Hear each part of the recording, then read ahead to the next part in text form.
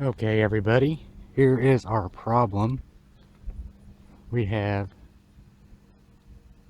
ants all over our hummingbird feeder. They're all on the bottom there. So I've tried to come up with a solution for this, and this is what I came up with. This is my new hook. I drilled a hole in the cap, stuck it through, put some high temperature wheel bearing grease in there, put a little bit on the hook, and we're going to try to hook it from there and see if this solves our problem. I'm hopeful. It would make my wife really happy. So we'll see.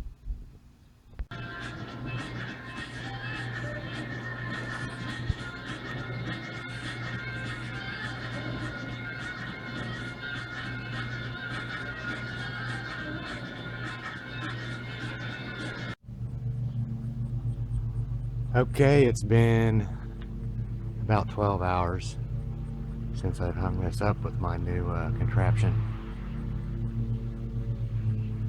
I haven't seen one ant on there, so I'm gonna say we got her fixed.